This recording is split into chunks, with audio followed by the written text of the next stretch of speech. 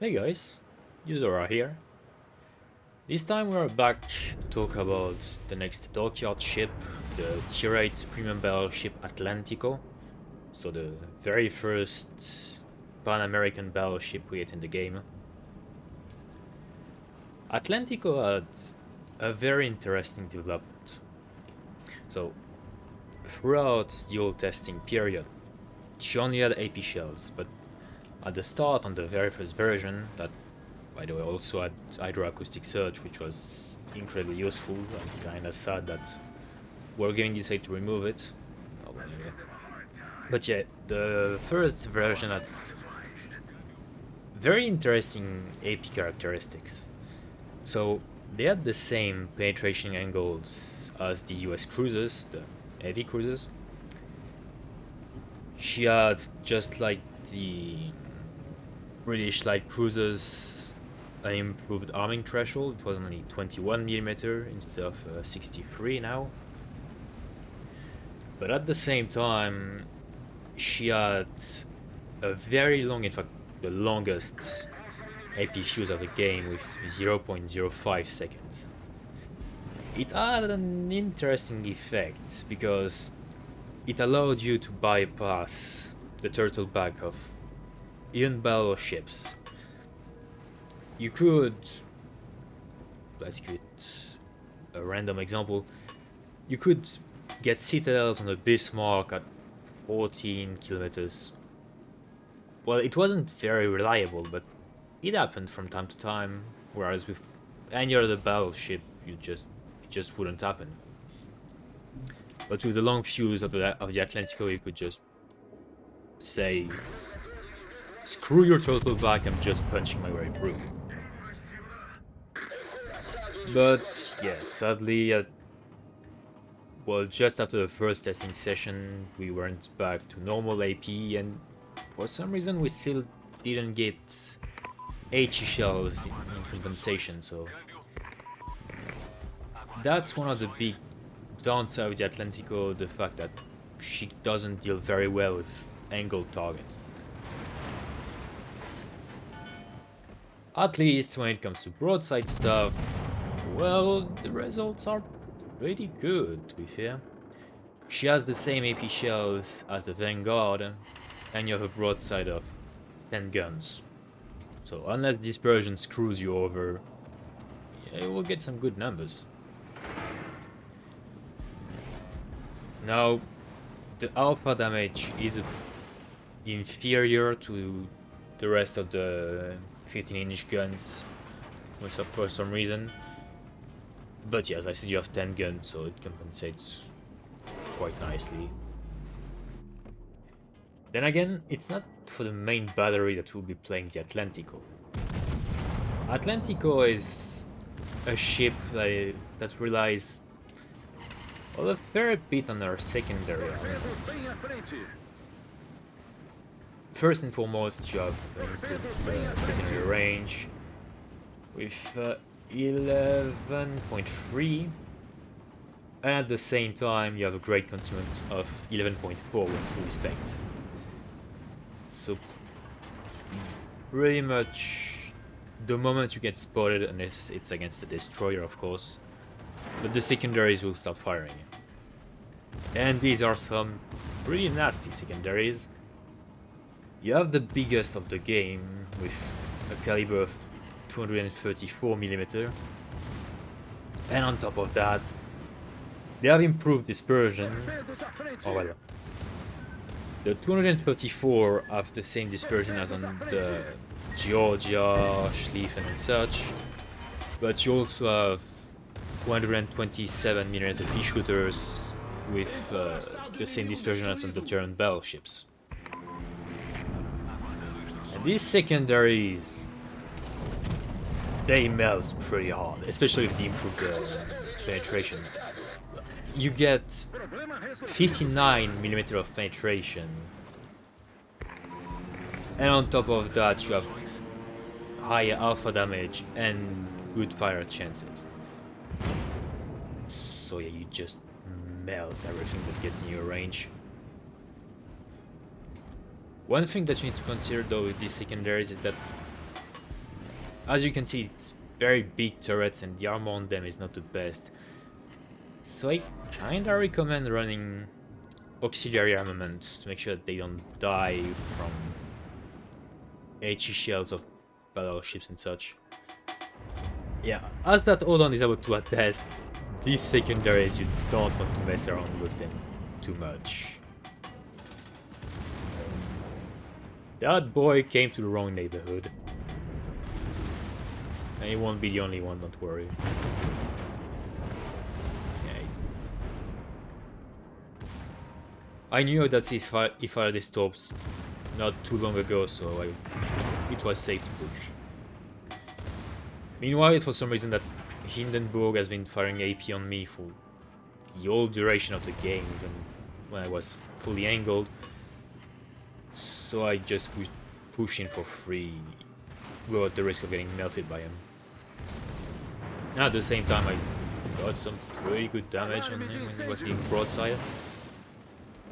Yeah, except that one salvo just now because yeah, it's Hindenburg, so a bit trollish with the turtle back. You know, overpens. But it's fine. Secondaries are here. At this point I'm just catching my breath because I know there is a Kitakaze in his smoke about to rain death on me.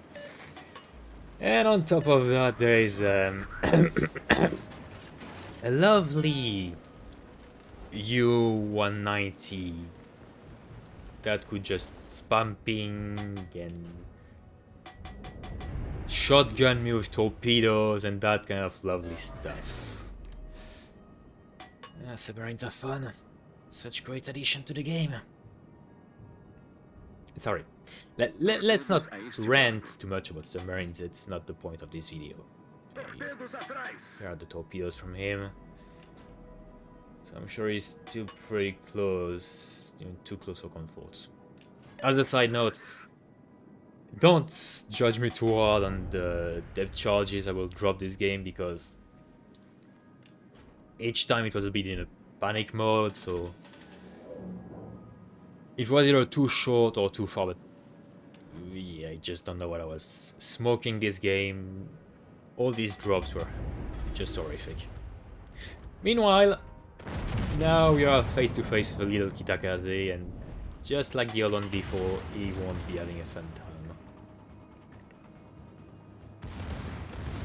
Just wish I didn't have to bother turning away with these Lexington torpedo bombers going my way, but yeah, at this point no choice. I'll be taking 5 torpedoes, I think. But it's fine. It's not the end of the world.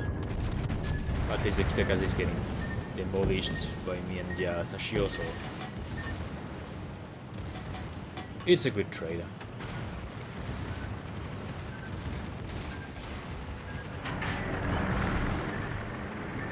That guy is having a rough day.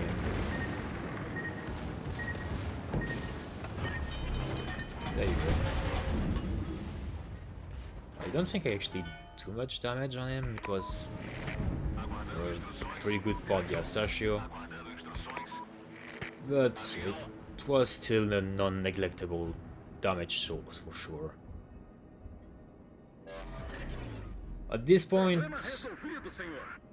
it brings the other big downside of the Atlantico, and it's the lack of speed. The ship, well, the base speed is 25 knots. With the flag, with the Sierra Mike, it's something like 26 and such. So yeah, when you're out of position, it's going to take a fair bit of time to get back into action. Especially considering that the firing range isn't good either. It's 18.6. So yeah, when you're out of position, you pay a hefty price, right? No, don't worry, we will get there in time.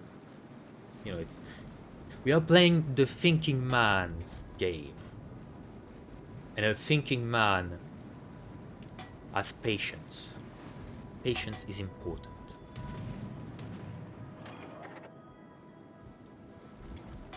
So now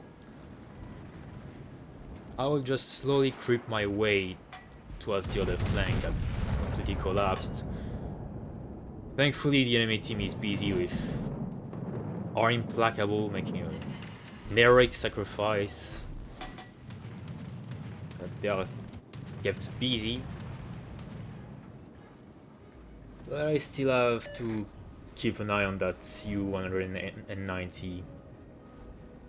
Thankfully, it doesn't seem to be too eager to shotgun us because there is the Goliath around, there is also a Sejong in front of me. So I think at this point he's just keeping his distance. I'm actually even not sure what he was doing because I didn't see any ping coming from him. So I'm not sure what his plan was at this point. At least, as I was saying, the enemy team is nicely busy with killing our implacable and key. And their cruisers are able to have a somewhat, but at the very least, the attack will pay the price. Right now he's turning in, so I'm holding my shots for a bit, hoping that he will turn back towards the enemy, the implacable, and that's what he does.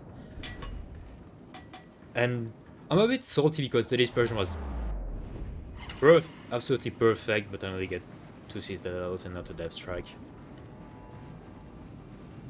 Well, at least he's, at this point, basically dead, so it's fine. The North Carolina is also about to die, which is nice. And yeah, we are just clawing back our way towards a win. I think it's at this point that the UN-190 surfaces for whatever reason. He could have just stayed underwater and keep his distance, but for some reason he decided to surface and lose a fair bit of HP. Meanwhile, our key is still somewhat... yeah, there it is.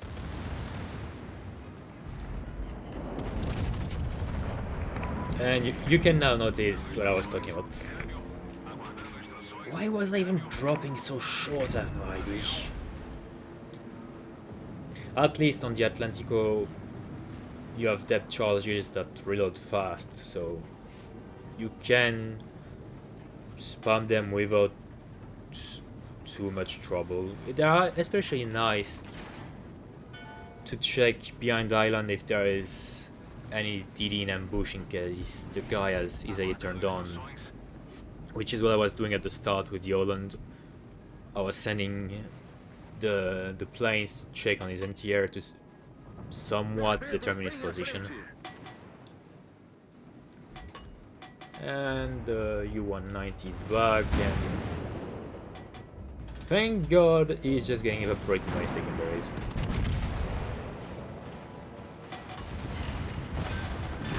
And also, the rig guy is having a bad day. Now, he will be just taking secondary damage because at this point I'm behind the island and I can't have the main battery firing above it. But one of the changes Wargaming did with the secondaries is that now they have somewhat bad ballistics, but that's actually good for me because, as you just saw, the secondaries could fire above island. And also they avoid hitting the main belt of ships, which is one of the problems with secondaries with flat trajectory at times. So at this point, victory is looking good. Our Hieryan has been holding incredibly nicely against the Marlborough and the Pommern. He has been abusing that sweet border. Normally I'm terribly against it, unless of course it's to allow us to get a win. At this point I'm fully approving this behavior. But yeah, it allows me to actually get on the Marlborough some good damage. Sadly not with the secondaries because I'm just too slow to get close enough. But yeah, he will soon die. Which is pretty good for me because, as you see, I'm currently running my last heal, and I will be back at something like 25k HP. But yeah, if it wasn't for that Tyrian lasting for so long, I would just be boned. It's just down to me against the Pommern, with the Friedrich helping a bit. But thankfully the Pommern doesn't have secondary spec, while I do. And yeah, we'll get again some nice action with the 234mm secondaries. That will provide me some quite appreciated source of damage on top of my main battery that is just slamming on the guy's broadside. Because, you know, the Pommern has very poor firing angles. And for some reason the guy decided that it was fine to not angle, and yeah, he just took a massive 18k volley on the side. Whereas in total I lost 20k now, and that's pretty much the game.